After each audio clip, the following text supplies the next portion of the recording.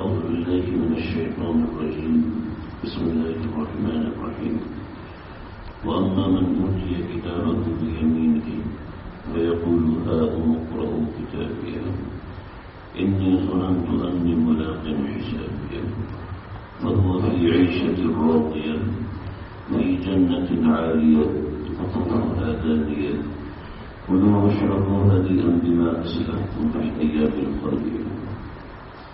مولانا کا حکم تھا، میں یہاں نجی سفر پر آیا تھا تو درس قرآن کی تیاری نہیں تھی، مطلب میں نے برکت کے لیے چند آیات پڑھی ہیں، چند باتیں ان آیات کے تناظر میں ذکر کروں گا. میری بات سمجھ میں آ رہی آپ کو؟ میری آپ کی زبان تھوڑی سی مختلف ہے، کچھ ایسا معاملہ ہے، ہو سکتا ہے نہ سمجھ میں آئے تو آپ بلا تکلف مجھے آپ بتا سکتے ہیں. ہاتھ اٹھا دیں، میں تھوڑی زبان تبدیل کرنے کی کوشش کروں گا. قرآن مجید ہمارے سامنے اللہ تعالیٰ کی وہ کتاب ہے کہ جس کے ایک ایک حرف پر، ایک ایک نقطے پر، زبر زیر پر میرا اور آپ کا ایمان ہے نا جی. ہم اس کو سچ مانتے ہیں، ہم اس کو حق مانتے ہیں، ہم اس کو اللہ کا پیغام مانتے ہیں. قرآن مجید یہ وہ کتاب ہے. دوسری کتابیں اللہ تعالی نے دو گتوں کے درمیان نازل کی ہیں. تورات نازل ہوئی ہے تو پتھر کی تختیوں پر لکھی ہوئی تھی، حضرت موسیٰ علیہ السلام کے ہاتھ میں اللہ رب العزت نے بھجوائی ہے، حضرت جبریل کے ہاتھ. جی ایسے ہی زبور نازل ہوئی ہے، لوہے کی تختیوں پر لکھی ہوئی تھی. اسی طریقے سے انجیل نازل ہوئی. لیکن جب قرآن نازل ہوتا تھا تو اس کی ترتیب دوسری تھی. جب قرآن نازل ہوتا تو اللہ تعالی حضرت جبریل کو بلاتے، وہ نور کے پردوں میں کھڑے ہوئے ہیں اور اللہ کی ذات خود قرآن کی تلاوت کرتی. لو انزلنا هذا القرآن على جبل لرأيته خاشعا متصدعا من خشية الله. اگر ہم اس کو پہاڑ پر ایک لفظ نازل کرتے تو ریزہ ریزہ ہو جاتا، تباہ و برباد ہو جاتا. تو جب اللہ تلاوت فرماتے ہیں قرآن تو کیا ہے، اس وقت آسمانوں پہ زلزلہ آ جاتا تھا، اور ایسا زلزلہ آتا تھا کہ سارے کے سارے فرشتے بے ہوش ہو جاتے تھے. اور حضرت جبریل اللہ کے امر اور حکم سے بے ہوش نہیں ہوتے تھے. چنانچہ جب اللہ پڑھتے حضرت جبریل اس کو یاد کر لیتے ہیں. یاد کرنے کے بعد نیچے آسمانوں پہ آتے، نور کے پردوں سے آسمانوں سے پہ آتے، تو آسمانوں پہ آ کے سب فرشتے ہوش میں آتے اور پوچھتے کہ ما قال اللہ، اللہ نے کیا بولا تھا کہ جس کی دہشت سے آسمان کانپے اور کانپ گئے. اتنا بڑا زلزلہ آیا کہ ہم سب بے ہوش ہو گئے. تو حضرت جبریل کہنے لگے، کہتے تھے کہ ما قال اللہ صدق اللہ، اللہ نے جو بھی کہا سچ کہا، تمہارے اندر سننے کی طاقت ہی نہیں. پھر وہ قرآن نازل ہوتا اللہ کے پیارے حبیب صلی اللہ تعالی علیہ وسلم کے دل کے اوپر، اور آپ صلی اللہ علیہ وسلم پر جب قرآن نازل ہونا شروع ہوا، جب ابتدا ہوئی تو اس کا اتنا بوجھ تھا، اتنا بوجھ تھا، اتنا بوجھ تھا، اس کی طاقت اتنی تھی کہ آقا علیہ الصلوۃ والسلام بیمار ہوئے، زملونی زملونی مجھے چادر دے دو، چادر دے دو. بخاری کی روایت ہے، آپ علیہ الصلوۃ والسلام پہاڑ پہ چڑھ جاتے ہیں اور کہتے ہیں کہ میرا دل چاہتا ہے میں اپنے آپ کو یہاں سے گرا لوں. اتنا بوجھ اور طاقت تھی قرآن مجید. اللہ اکبر۔ تو یہ قرآن مجید ہمارے سامنے آج پڑھا بھی جاتا ہے، سنا بھی جاتا ہے، لیکن ہمارے دلوں پہ اثر نہیں کرتا۔ کیا وجہ ہے؟ کیا بات ہے؟ یا ایھا الانسان ما غرک بربک الکریم، اے انسان تجھے کس چیز نے اللہ سے غافل کیا؟ یہ جو باتیں ہوتی ہیں، بیانات ہوتے ہیں، مولانا نے مجھے حکم دیا، میں بھی بیٹھ گیا۔ دوستو، ہم اس کو رسمی نہ لیں، وقتی گزارے کے طور پر نہ لیں، سنجیدہ، جیسے اپنی بیٹی کی شادی کے لیے سنجیدہ ہوتے ہیں، بچہ بیمار ہو جائے تو سنجیدہ ہو جاتے ہیں، کوئی تکلیف پہنچ جائے سنجیدہ ہو جاتے ہیں، کوئی ضرورت ہو تو شہر جاتے ہیں، فصل کے اوپر کیڑا لگ گیا ہے تو ماہروں سے مشورہ کرتے ہیں کہ کیا کرے، کیڑا ختم نہیں ہو رہا، جی کرتے ہیں۔ اس کو ہم نے دین کو سنجیدہ نہیں لیا۔ ہم دین کے بارے میں قرآن پڑھتے ہیں، ٹھیک ہوگا، صحیح، کیا وجہ ہے کہ ہم اس سے غافل ہیں؟ ہمیں دین کی فکر نہیں ہے، قبر میں جانا ہے نہیں جانا، اللہ کے سامنے حاضری دینی ہے کہ نہیں دینی۔ ہم دین سے اتنا دور چلے گئے کہ حرام کی فکر نہیں، حلال کی فکر نہیں۔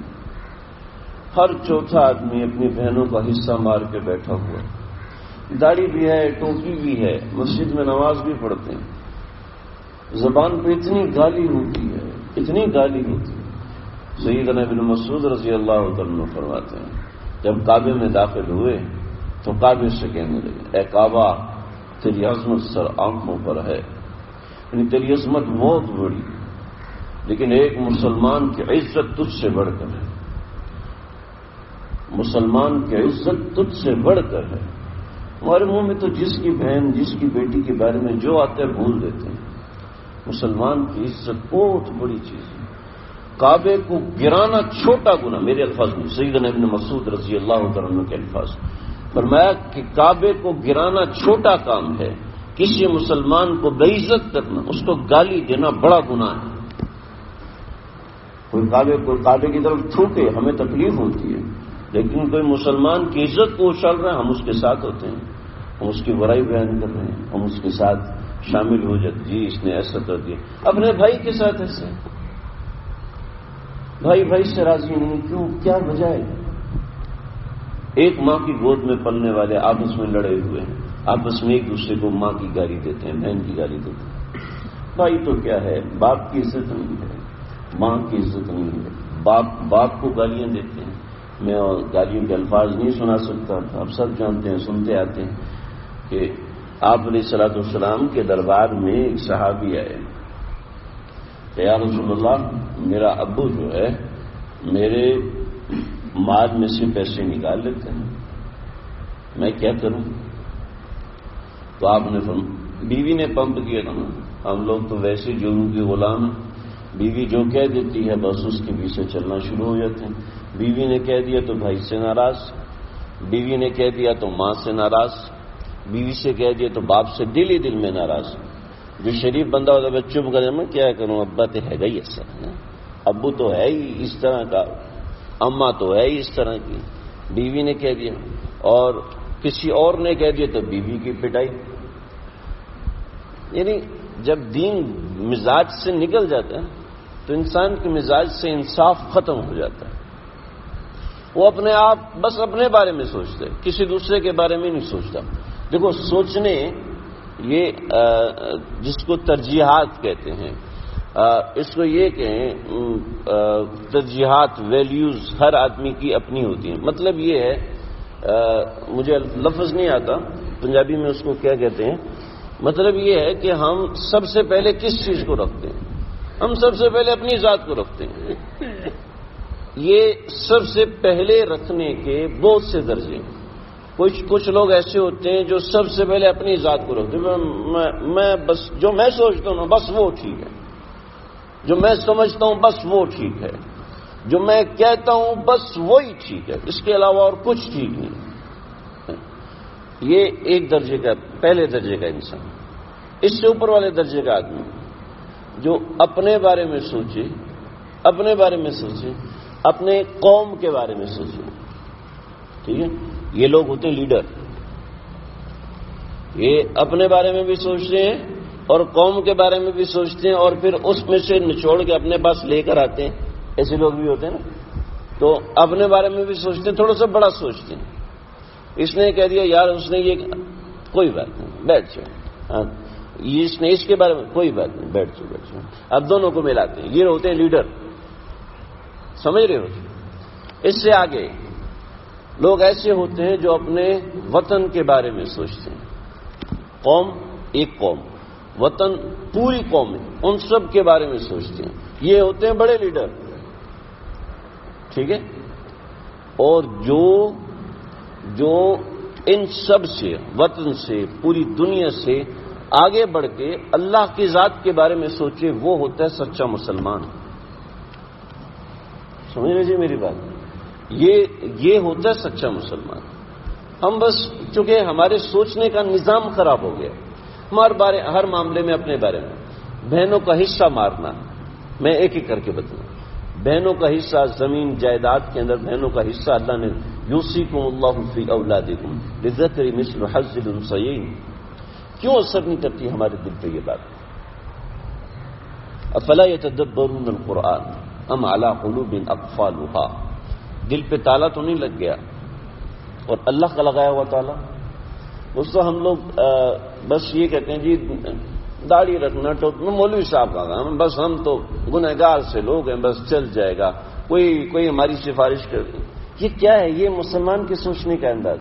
کبھی اتنا سوچا کہ میں نے اللہ کو کیسے راضی کرنا ہے، میں نے اپنے پیارے اللہ کو کیسے راضی کرنا ہے، میں نے اپنے پیارے اللہ سے تعلق کیسے بنانا ہے؟ دوستو، اللہ سے تعلق بنائیں۔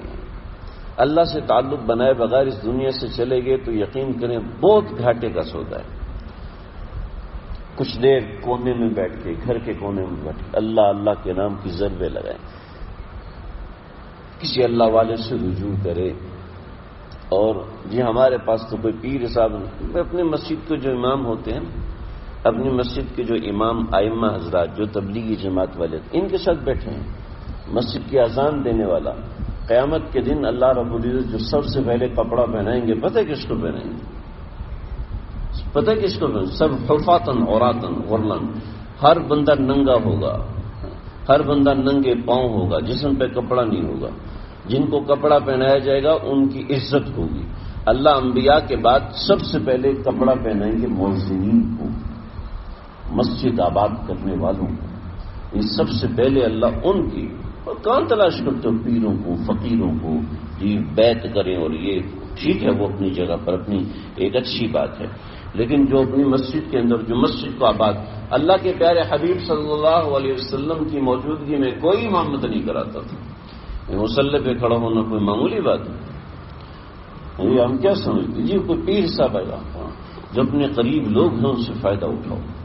جو یہاں درس قرآن اگر ہوتا ہے، درس حدیث ہوتا ہے، اس کی نہیں ہوتا تو ترتیب بنائیں، قرآن مجید کو سمجھنے کی کوشش کریں۔ میں ایک دفعہ کہہ کے چلا جاؤں گا، یہاں سے باہر نکلنے کے بعد آپ سب بھول جائیں گے، میں بھی بھول جاؤں گا۔ دوستو، دین ایسے نہیں آتا۔ تنہائی میں مجلسیں، ذکر اللہ کریں، اللہ سے مانگیں، اللہ سے رجوع۔ یہ چھوڑو، یہ بریلوی ہے، یہ دیوبندی ہے، یہ وہابی ہے، یہ اہل ہے، اس کو دفع کرو۔ حضرت شیخ الاسلام حضرت مفتی تقی عثمانی صاحب کے پاس ایک آدمی آیا، کہنے لگا کہ حضرت جی میں مسلمان ہونا چاہتا ہوں، لیکن نہ اس سے پہلے میں نے مدرسے میں داخلہ لینا ہے۔ مدرسے میں داخلہ لے کے کیا کرو گے بھائی؟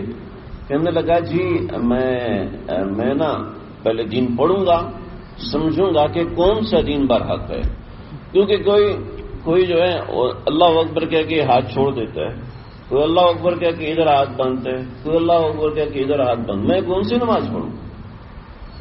فرمایا کہ بھائی اسلام قبول کرنے کا نماز کے ہاتھ رکھنے سے کوئی تعلق نہیں۔ اسلام قبول کرنے کا تعلق اللہ کی وحدانیت پر ہے۔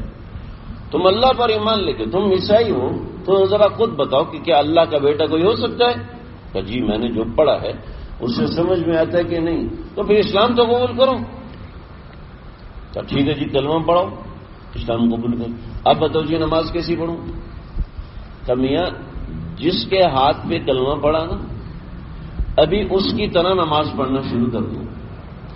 بعد میں تحقیق ہوئی تو اپنی نماز تبدیل کر لیں، پھر آدیاں مان لیں، بعد میں تحقیق ہوئی تو ہو جائے گی. ابھی جس کے ہاتھ پہ مسلمان ہوئے ہو اس کے ہاتھ پہ جیسی نماز وہ پڑھتا ہے ویسی پڑھنا. جب اللہ پوچھے ہاں بھی تو نے ادھر نماز ایسی کیوں پڑھی تھی، تو کہہ دینا اللہ جی جس کے ہاتھ پہ کلمہ پڑا تھا وہ ایسی پڑھتا تھا اس لیے میں نے ایسی پڑھی. ایک آدمی نے اللہ اکبر کیا اور ہاتھیاں باندھ دی. کسی نے کہا بھائی یہ کیا طریقہ، کوئی ادھر ہاتھ باندھتا ہے، کوئی ادھر باندھتا ہے، کوئی ادھر باندھتا ہے، کوئی نہیں باندھتا، یہ تم نے کہاں ہاتھ باندھے؟ کہتے بھائی میں یہاں ہاتھ باندھ کے نماز پڑھ رہا تھا تو ایک نے دے مار گدی پہ لگائی گا. یہ شرم نہیں آتی؟ نماز ادھر ہاتھ باندھ کے پڑھتے ہیں، انہوں نے ادھر باندھ لی. کہنے لگا یہاں پڑھ رہا تھا تو ایک سنی آیا اس نے لگائی دڑام سے، ادھر ہاتھ باندھتے، میں نے یہاں باندھ لی. پھر ایک اور آیا اس نے ایک اور ماری. کہتے نماز ہاتھ چھوڑ کے پڑھتے ہیں جیسے شیعہ پڑھتے ہیں، نماز ہاتھ چھوڑ کے پڑھتے ہیں. کہ پھر میں نے یہاں پر ہاتھ باندھتے. میں نے کہا جدھر بھی باندھو گدی گرم ہو جاتی، لہذا یہی بھی ہاتھ باندھو گدی بچ جائے گی. انہوں نے ان چھوٹے چھوٹے مسئلوں کے اوپر آپس میں لڑائیاں وہ تو یہ کافر. صرف میں مسلمان ہوں. دین اتنا تنگ ہے کہ ادھر کا بھی بندہ کافر ہے، ادھر کا بندہ بھی کافر، ادھر والا بھی کافر، ادھر والا بھی، اکیلا میں مسلمان. اللہ کے نبی تو کافروں کی ہی چادر بچھاتے تھے. اللہ کے نبی تو دشمنوں کو کھانا کھلاتے. مدینے پہ حملہ ہوا ہمارے آقا صلی اللہ علیہ وسلم کے آنے سے پہلے. بادشاہ طبہ تھا، اس کے بیٹے نے مدینہ میں آ کے مستی کی تو اس کے بیٹے کو انہوں نے قتل کر دیا. تو طبہ نے آ کے حملہ کیا. جب طبہ نے حملہ کیا ہے تو یہاں 3 دن لڑائی ہوئی. 3 دن لڑائی کیسے ہوئی کہ دن کو لڑائی ہوتی، رات کو مدینے والے پٹی لے کے آ جاتے، کھانا لے کے آ جاتے، دشمنوں کو کھلاتے. اگلے دن پھر لڑائی ہوئی. جتنے زخمی ہوئے ان کے مرم پٹی رات کو مدینے والے آ کے کرتے. 3 دن گزر گئے. تو طبہ نے کہا کہ بھائی یہ تم عجیب لوگ کہ دن کو ہم لڑائی کرتے ہیں، رات کو آ کے ہماری پٹی کرتے ہو، دن کو ہمارے بازو کاٹتے ہو، رات کو آ کے اسی کی پٹی کرتے ہو، کھانا کھلاتے ہو. یہ کیا طریقہ؟ کہنے لگے جی ہمارا مزاج ہی ایسے، ہم اپنے مہمانوں کو، مہمان جا کے جنگ کر رہے ٹھیک ہے کرے، لیکن اب اپنے مہمانوں کو بھوکا تو نہیں چھوڑ سکتے. کہ تم کیسے لوگ ہو؟ ہم وہ لوگ ہیں کہ جس کے اندر پیارے پیغمبر صلی اللہ تعالی علیہ وسلم نے آنا ہے اور ہم ان کا انتظار کرتے ہیں. طبہ نے اپنے علماء کو بلایا تو علماء نے کہا اچھا یہ کون سی جگہ ہے؟ کہ یہ وہی جگہ ہے، آپ اس کے اوپر کبھی بھی فتح حاصل نہیں کر سکتے، یہاں پر پیارے پیغمبر صلی اللہ تعالی علیہ وسلم نے آنا ہے. چنانچہ آپ ہمیں اجازت دیں کہ ہم اس جگہ کو آباد کریں. چنانچہ 400 علماء نے مدینہ میں آ کے گھر بنائے اور مدینہ میں آ کے گھر بنا کے رہنے لگے. طبہ نے ایک خط لکھ کے دیا اور خط میں 4 اشعار تھے اور 4 اشعار لکھ کے دیے اور پوری گھر بنائے اور ایک گھر بنایا 2 منزلہ گھر بنایا اور اس گھر کے اندر وہ خط لگا دیا کہ پیارے پیغمبر صلی اللہ تعالی علیہ وسلم آپ جب یہاں تشریف لائیں تو آپ اس گھر میں قیام کریں. جب ہمارے آقا صلی اللہ علیہ وسلم اس کے 300-400 برس کے بعد ہمارے آقا تشریف لائے تو آپ صلی اللہ علیہ وسلم نے فرمایا کہ میری اونٹنی کو چھوڑ دو، فإنها مأمورہ، اترکوها فإنها، اس کو چھوڑ دو کہ یہ اللہ کی طرف سے مأمور ہے. تو چلتے چلتے اسی 2 منزلہ گھر کے سامنے بیٹھ گئی جو طبہ بادشاہ نے آقا صلی اللہ علیہ وسلم کے لیے بنایا تھا. اللہ خیر، بات تو دوسری طرف نکل گئی. تو بھائی میں یہ کہہ رہا تھا کہ ان سب چیزوں سے نکلے، کچھ کونے میں بیٹھ کے اللہ اللہ کریں، کچھ کونے میں بیٹھ کے اللہ کو یاد کریں، قرآن مجید کے اوپر تدبر غور کریں. کچھ موٹی چیزوں کا میں ذکر کر دیتا ہوں.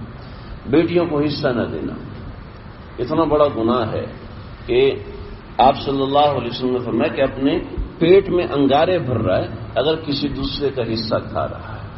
سمجھ، پیٹ کے اندر انگارے بھر رہا ہے اگر بہنوں کا حصہ نہیں دے رہا، اگر عشر نہیں دے رہا تو اپنے حلال مال کو ہی حرام کر رہا ہے. نہیں، مال اللہ رب العزت نے اتنی کپاس دی ہے، اس کا عشر دینا یہ فرض ہے. عشر دینا عشر نہیں دے رہا، اپنے مال میں سے جیت کیا کریں، اتنا زیادہ نقصان ہو گیا ہے، یہ ہو گیا، یہ ہو گیا، یہ ہو گیا۔ جب اپنی نئی چیزیں خرید رہے ہوتے ہیں اس وقت نقصان کی نظر نہیں آتا، لیکن جب اللہ کے راستے میں دینا ہوتا ہے تو اس وقت ایسا ہوتا ہے۔ اپنی بہنوں کو حصہ اللہ رب العزت نے جو حکم ہے، یوصیکم اللہ فی اولادکم للذکر مثل حظ الانثیین، عورتوں کا حصہ بیان کر کے مرد کا حصہ بیان کیا کہ مرد کو اتنا ملے گا جتنا 2 بیٹیوں کو ملتا ہے، 2 بیٹیوں کو جتنا ملتا ہے اتنا ایک مرد کو حصہ دیا جائے گا۔ سمجھ رہے ہو جی؟ ہمارے مزاج کے اندر نافرمانی اتنی رچی ہوئی ہے کہ ہماری شادیاں، ہماری غمی ساری غیروں کے طریقے کے مطابق ہوتی ہیں۔ شریعت اسلامی آپ صلی اللہ علیہ وسلم نے جس طریقے سے شادی فرمائی اس طریقے سے ہماری شادیاں کیوں نہیں ہوتی؟ صحابہ کرام نے جس طریقے سے شادیاں کروائیں، آپ خود سمجھیں کہ کیا وجہ ہے۔ ہمارے دل میں کس کی محبت ہے؟ کس کی محبت ہے کہ ہم شادی ان کے طریقے سے کرتے ہیں؟ سمجھے؟ آپ لوگوں نے داڑھی رکھی ہوئی ہے ماشاءاللہ، کیوں رکھی ہے جی؟ کیوں جی؟ کوئی آپ سے دلیل، کوئی حدیث سناؤ آپ نے داڑھی رکھی ہے؟ کتنوں کو حدیث آتی ہے؟ نہیں آتی، بہت سے لوگوں کو نہیں آتی، ہمیں بھی نہیں آتی تھی۔ آپ نے فرمایا داڑھی رکھو، آپ صلی اللہ علیہ وسلم نے حکم دیا داڑھی رکھو۔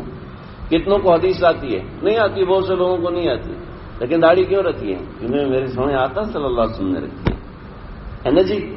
یہی بات ہے نا، یہ بات ہے نا، آقا علیہ الصلوۃ والسلام نے داڑھی رکھی ہے اس لیے ہم نے داڑھی رکھی ہے۔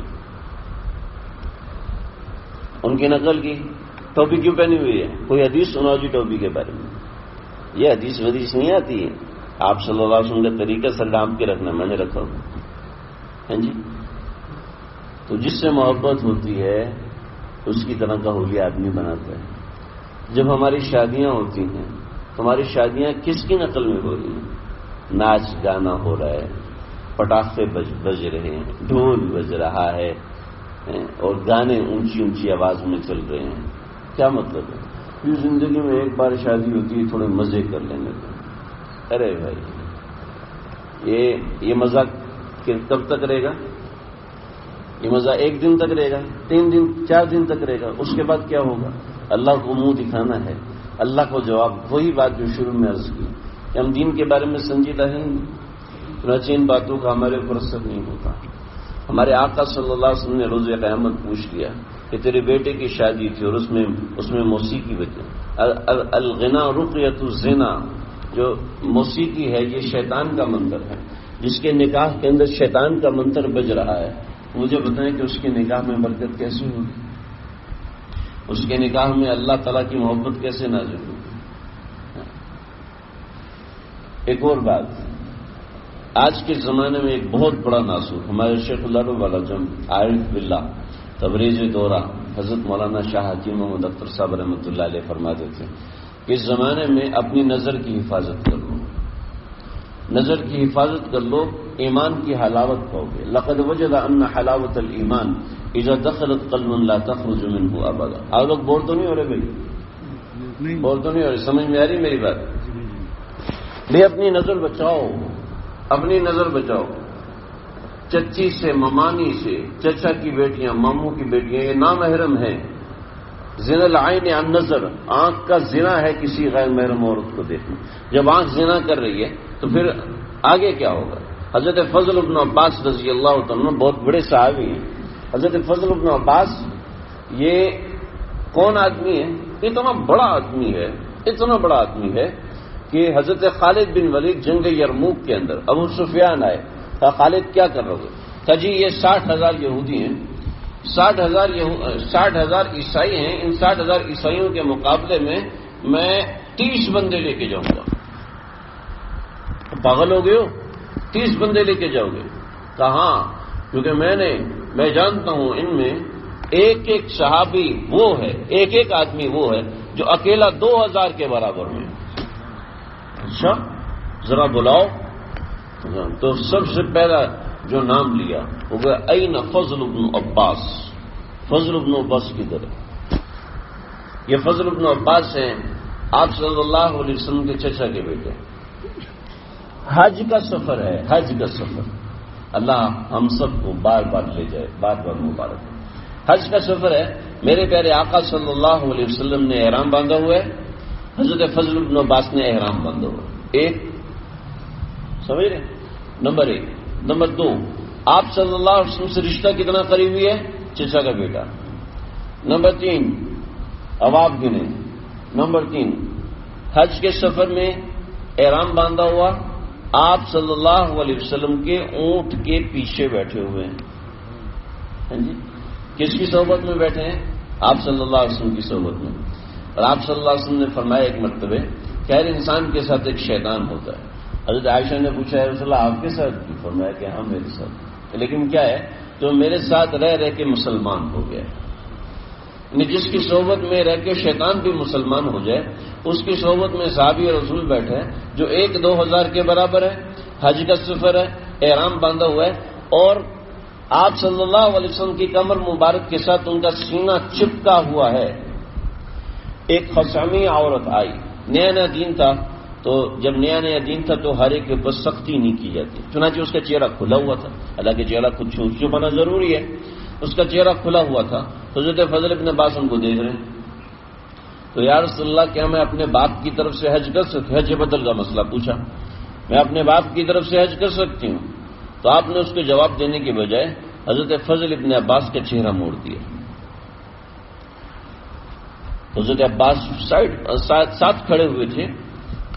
جب وہ مسئلہ پوچھ کے گئی تو آپ نے پوچھا کہ یا رسول اللہ وہ عورت مسئلہ پوچھنے آئی تھی، آپ نے اس کا چہرہ کیوں پھیرا؟ آپ نے فرمایا کہ یہ اس کو دیکھ رہا تھا، وہ اس کو دیکھ رہی تھی. کئی لا یتحاول بینہما الشیطان، مجھے ڈر لگ رہا تھا کہیں ایسا نہ ہو کہ ان کے درمیان شیطان آ جائے. کسی نامحرم عورت کو دیکھنے کا مطلب یہ ہے کہ درمیان میں شیطان آ رہا ہے. کسی نامحرم عورت کو دیکھنے سے آپ صلی اللہ علیہ وسلم کی لعنت متوجہ. لعن اللہ الناظر والمنظور علیہ، اے اللہ لعنت فرما اس مرد پر جو کسی عورت کو دیکھتا. دوستو اللہ کے نبی کی لعنت برداشت کر سکتے ہیں؟ اللہ کے نبی کی لعنت، اللہ کے نبی کی بد دعا، لعنت کا مطلب بد دعا ہے، اللہ کے نبی کی بد دعا برداشت کر سکتے ہیں؟ ہماری عورتیں جو گھر سے بے پردہ ہو کر نکلتی ہیں، چچا کے بیٹے کے ساتھ ایک ہی گاڑی میں ایک ہی موٹر سائیکل پہ بیٹھ کے، جی میرا تو بھائی ہے، میرا تو بھائی ہے، کزن کو بھائی کہتے ہیں، چچا کی بیٹی، ماموں کی بیٹی، پھوپھو کی بیٹی، یہ سب نامحرم ہیں اور ان سے پردہ کرنا فرض ہے. چچی سے، ممانی سے پردہ کرنا فرض ہے. جب ہم گھر میں کیسے ہیں، آپ علماء سے پوچھیں کس طریقے سے گھر میں رہیں، ہم شریعت کے مطابق رہنے کی کوشش کریں. اور بھی بہت سی باتیں ہیں، بس میں اپنی ان چند باتوں پہ اکتفا کرتا ہوں، اور یہ جو آیات پڑھی ہیں ان کے بارے میں کچھ بتا دوں. دیکھو جی، اللہ تعالیٰ نے ہمیں فکر پیدا کرنے کے لیے بہت سی آیات قرآن میں نازل کی ہیں. قرآن مجید سے ہم اپنا تعلق جوڑیں کہ اس میں بہت سی چیزیں، بہت باتیں. ایک اور بات بتا دیتا ہوں، سنیں گے جی؟ تک سنیں گے؟ دیکھو جی، اللہ رب العزت نے قرآن مجید میں 3 جگہ پر 5 واقعات سنائے. 3 جگہ پر 5 واقعات ترتیب کے ساتھ سنائے.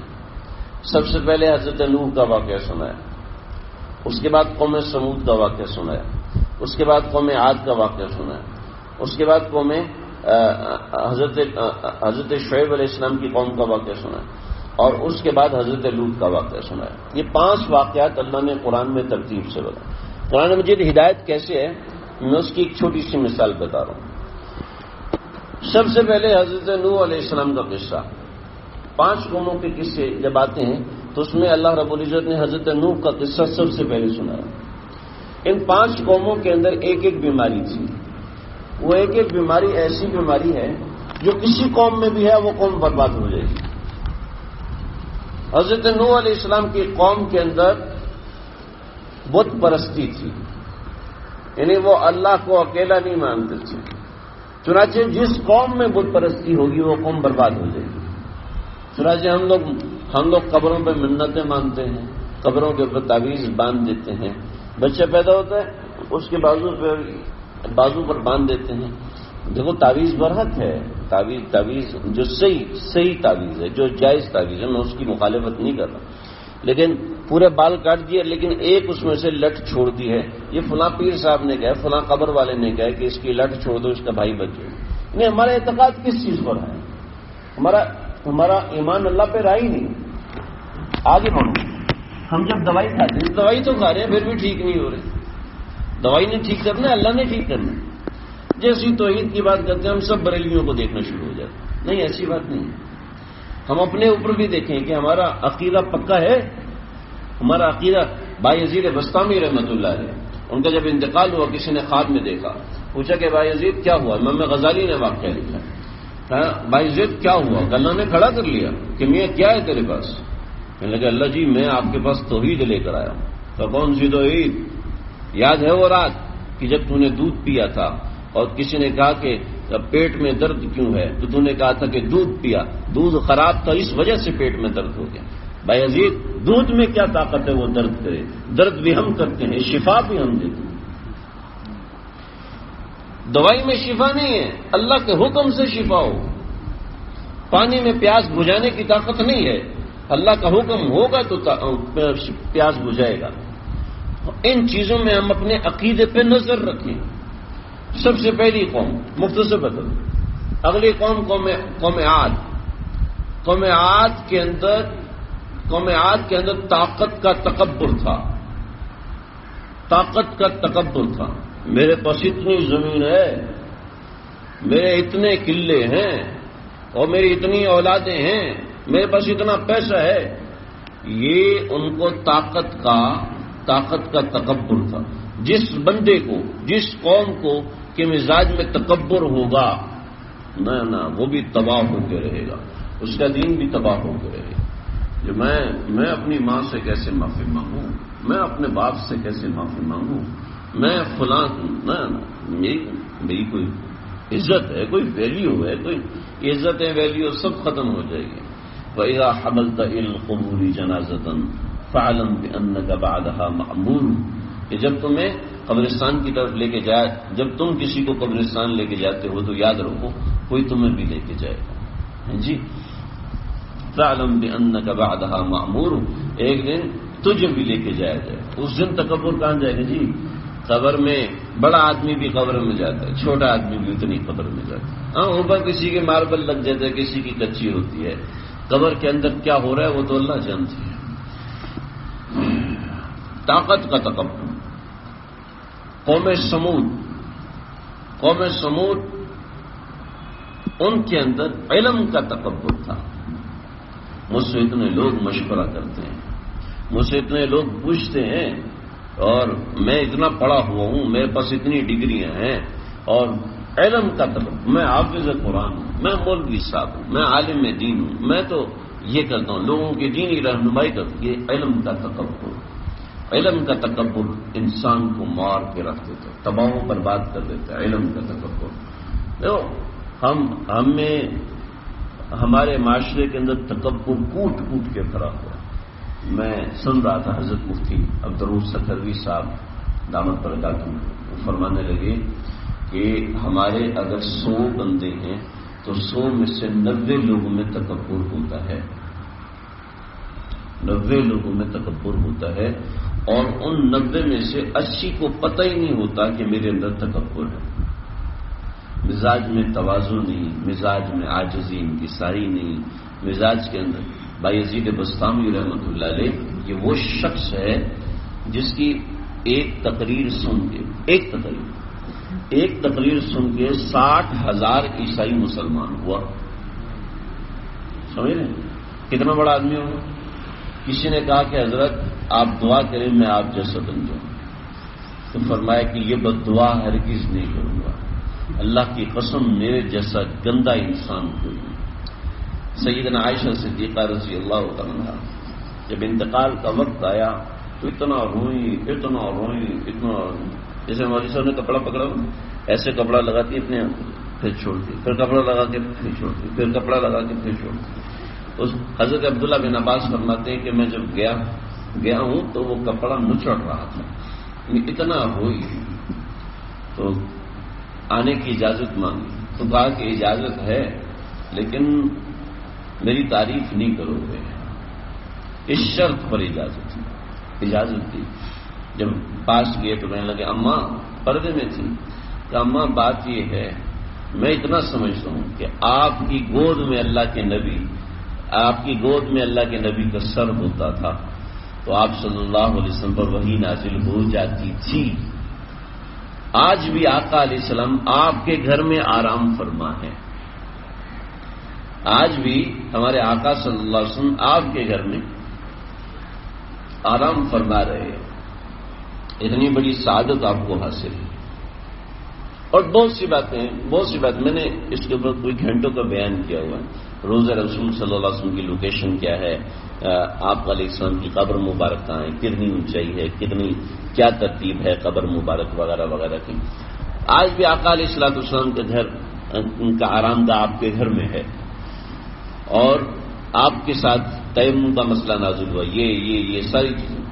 میں یہ کہتا ہوں کہ آپ علیہ السلام سے ملاقات کا اور آپ کے درمیان صرف چند سانسوں کا فاصلہ ہے، بس آپ کی ملاقات ہونے والی ہے نبی علیہ السلام سے۔ تو اما عائشہ فرماتی ہیں، اے عبداللہ مجھے دھوکہ نہ دے، کاش کہ میں پیدا ہی نہ ہوئی ہوں۔ اپنے آپ کو اتنا چھوٹا سمجھتے ہیں، تو تھوڑا سا علم آ گیا، کسی نے دو چار عزت کر لی، ہم اپنے آپ کو پتہ نہیں کیا سمجھنا شروع ہو گئے۔ علم کا تکبر انسان کو، قوم عاد اور قوم سمود میں تکبر تھا۔ اللہ نے انک لن تخرق الارض، تو زمین کو باڑ نہیں سکتے جتنا مرضی کرو۔ اتنی عاجزی، حضرت عمر اتنا ڈرتے تھے۔ حضرت حذیفہ رضی اللہ عنہ سے پوچھا، کیا حذیفہ، اصل میں جنگ تبوک سے واپس آ رہے تھے، تو جنگ تبوک سے واپس آتے ہوئے نبی علیہ السلام نے حضرت حذیفہ سے فرمایا کہ حذیفہ یہاں پہ رکو، میں تھوڑا پہاڑ کے اوپر جا رہا ہوں۔ تو حضرت حذیفہ پہاڑ کے نیچے رک گئے، تو کوئی 10-12 لوگ کالے کپڑوں میں لپٹے ہوئے، نقاب پہنا ہوا، وہ آئے اور پہاڑ پہ جانے لگے آپ صلی اللہ علیہ وسلم کو شہید کرنے کے ارادے سے۔ تو آپ نے حضرت حذیفہ نے کہا بھائی نہیں جاؤ، تو انہوں نے سنی انسنی کی اور آگے بڑھے۔ تو حضرت حذیفہ تلوار نکالی اور پھر آگے آئے، تو انہوں نے دیکھا تو بھاگے۔ جب تھوڑا سا شور مچا تو شور مچنے کی وجہ سے آپ صلی اللہ علیہ وسلم اونٹ سے نیچے آئے۔ آپ نے پوچھا کہ حذیفہ کیا تھا؟ اصل یہ 12-13 لوگ ایسے ہیں، یہ آئے ہیں اور یہ مجھے لگا کہ آپ کے اوپر حملہ کرنا ہے۔ تو میں تم جانتے ہو یہ کون ہے؟ کہا نہیں میں نہیں جانتا۔ تو آپ نے فرمایا کہ یہ فلاں فلاں فلاں فلاں قبیلے کا فلاں آدمی ہے، فلاں بن فلاں ہے۔ تو روایتوں میں یہی الفاظ ہے کہ فلاں بن فلاں، نام ان کے نہیں۔ تو کہنے کہ انہم منافقون، یہ منافق ہیں۔ تو حضرت حذیفہ کو آپ صلی اللہ علیہ وسلم نے 12 آدمیوں کے نام بتائے تھے جو کہ منافق تھے۔ حضرت عمر فاروق رضی اللہ عنہ کہنے لگے کہ حذیفہ مجھے یہ نہ بتاؤ کہ ان 12 منافقوں کے نام کیا ہیں، لیکن اتنا بتا دو کہ کیا عمر کا نام ان منافقوں میں شامل تو نہیں؟ ہم 2 دن تہجد پڑھنے کے بعد خود کو شیخ العلم سمجھنا شروع کر دیتے ہیں، مفتی اعظم سمجھنا شروع کر دیتے ہیں۔ ہم 2 دن تہجد پڑھا، 2 دن نماز پڑھی، کوئی عمرہ کر رہا ہے تو بس، تو پھر کوئی بات ہی نہیں، کوئی حج کر لیا پھر تو میں تو بخشا آیا ہوں۔ بھئی کسی کے بیٹے نے حفظ قرآن کر لیا، وہ نماز پڑھنا ہی چھوڑ دیتا ہے، اب بچہ حفظ، اب میری شفاعت کرے گا، یہ کون سا تکبر ہے؟ تو قوم سمود اور قوم عاد میں تکبر تھا، ایک میں جسم کا تکبر تھا اور دوسرے میں علم کا تکبر تھا۔ پھر اس سے آگے آئے قوم شعیب، ان کے اندر بےایمانی تھی۔ بےایمانی میں کیا بتاؤں، ہمارے مستری، مزدور، میکینک سے لے کر ڈاکٹر، سیاستدان، ہمارا سارا طبقہ، کوئی 90% سے اوپر طبقہ، میں ڈر کے کہہ رہا ہوں 90% سے اوپر طبقہ بے ایمان ہے، اپنا کام بے ایمانی کے ساتھ کرتے ہیں۔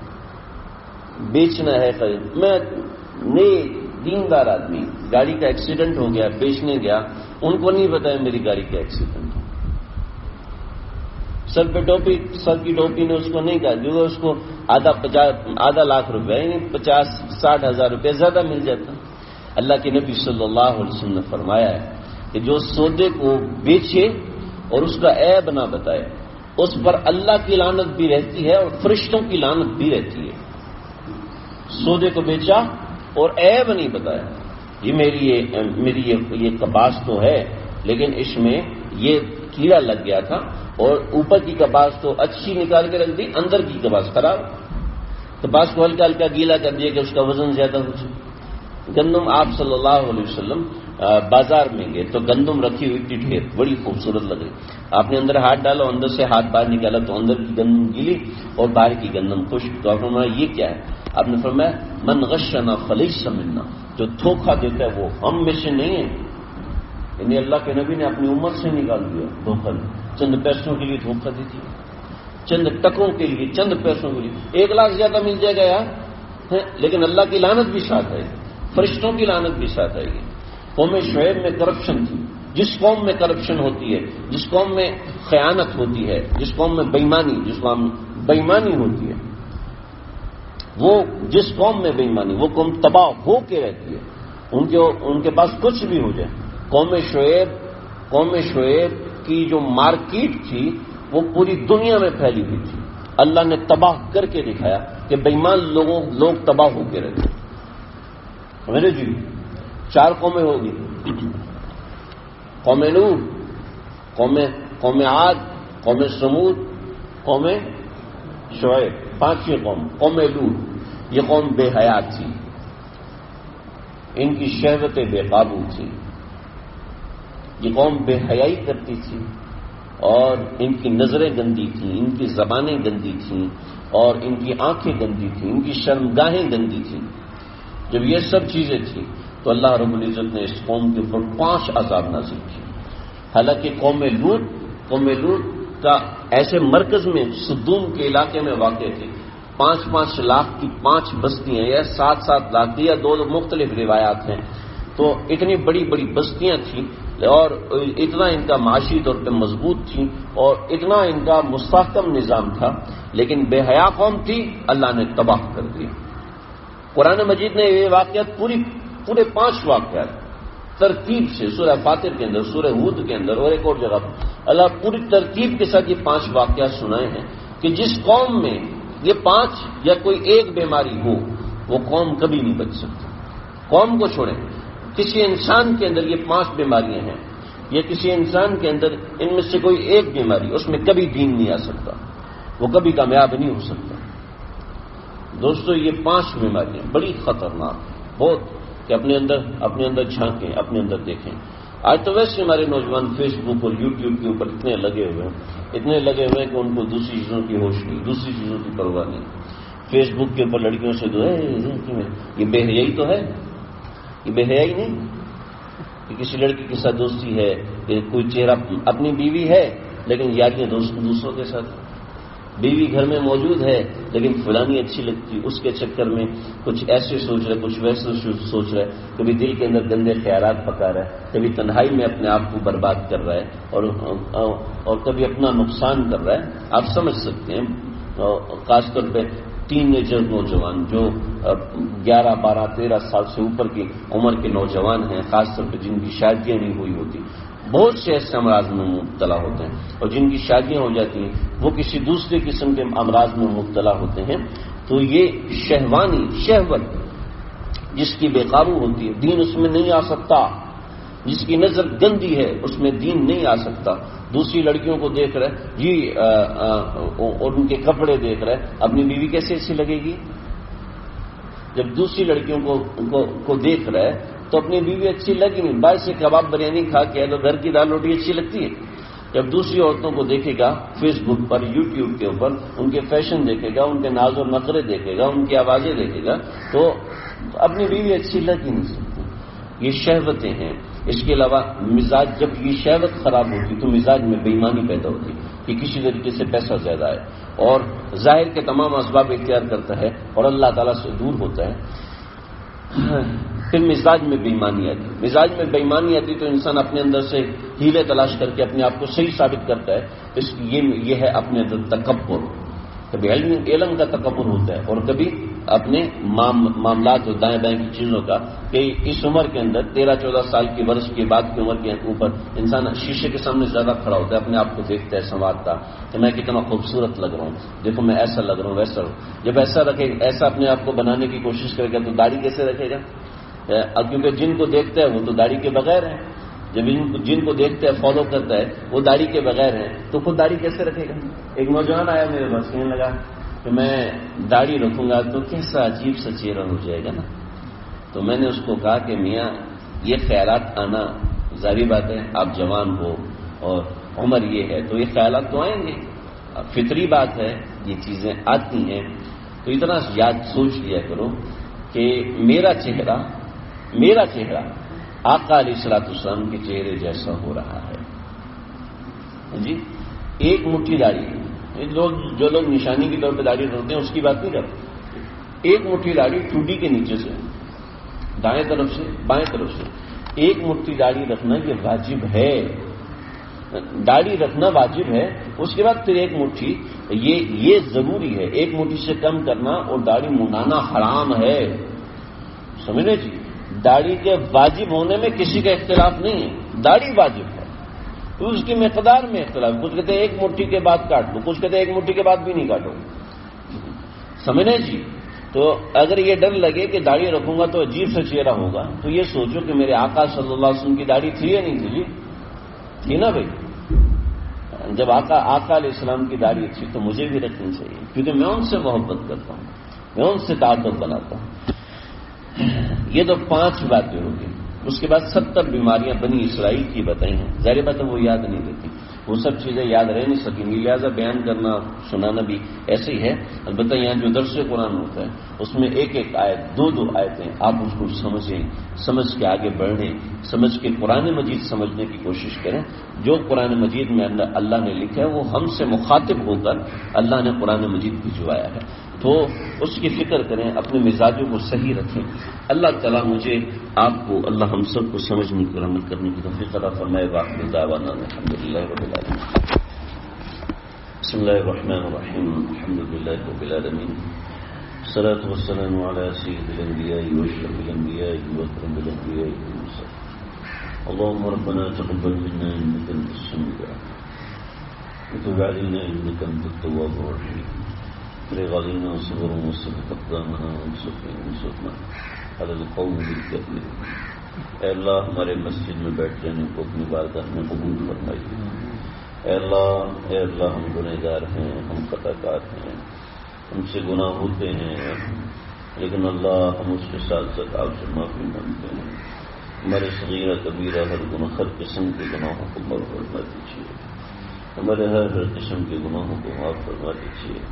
اپنی رحمت ہماری طرف متوجہ فرمائیے، اپنی رحمت ہماری طرف متوجہ فرمائیے اور ہمارے گناہوں کو دھو دیجیے، ہماری بدعمالیوں کو دھو دیجیے، ہماری بدعمالیوں کو نیک اعمالیوں کی طرف متوجہ فرما دیجیے. اے اللہ ہم خطا کے پتلے خطا کار ہیں، گنہگار ہیں. اے اللہ ہمیں معاف فرما دیجیے، ہمیں معاف فرما دیجیے. آسمان سے نازل ہونے والی آفات، زمین سے نکلنے والی بلائیں، اے اللہ ہمیں ان سب سے حفاظت فرمائیے. آپس کی نا اتفاقی کو، آپس کے لڑائی جھگڑوں کو اللہ کی ختم کرنے کی توفیق عطا فرمائیے. بھائی سے لڑا ہوا، بیٹے والد سے لڑے ہوئے، والد بیٹوں سے لڑا ہوا، بہویں اپنی ساس سے لڑائی کیے ہوئے، عورتیں اپنی شوہروں سے لڑی ہوئی. اے اللہ ان سب کو ہدایت عطا فرمائیے. آپ اس کی محبتیں لوٹا دیجیے، آپ اس کی محبتیں اور اللہ کا تعلق اللہ جی آپ ہمیں نصیب فرمائیے. ہمارے ہاتھ میں، ہمارے اختیار میں کچھ نہیں ہے. اے اللہ اس بیٹھ جانے کو، جمع ہونے کو اپنے فضل سے قبول فرمائیے. موسم کی شدت کو توڑ دیجیے اللہ، موسم کی شدت کو توڑ دیجیے. ہمارے بیماروں کو شفاء کلی عطا فرمائیے. جو گھروں میں بیمار ہیں، اسپتالوں میں بیمار ہیں، جہاں کہیں بیمار ہیں اللہ سب کو شفاء کلی، شفاء کاملہ عاجلہ مستمرہ عطا فرمائیے. ہمارے ملک کو مستحکم فرمائیے، اس کو امن و امان کا گہوارہ بنائیے. یا جتنی تکالیف کی چیزیں ہیں اللہ ہم سب کو اپنے فضل سے ختم فرمائیے. اللهم ربنا تقبل منا انك انت السميع العليم وتب علينا انك انت التواب الرحيم. صلى الله تعالى على خير خلقه محمد وآله وصحبه اجمعين.